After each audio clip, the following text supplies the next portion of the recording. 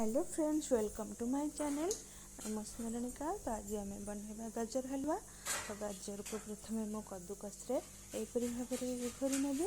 तापर गुआ घी आम प्रेसर बसई नवा। भलक भाजी होगला गुआ घी आम क्षीर देदेबा, चीनी देदेबा। चीनी दे सारा गोटे सीटी देदेबा। तापर ओल्लैक काजू किशमिश देदेबा।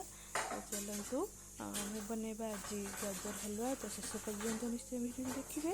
यदि भल लगे तो प्लीज़ लाइक, शेयर और सब्सक्राइब करदेवे।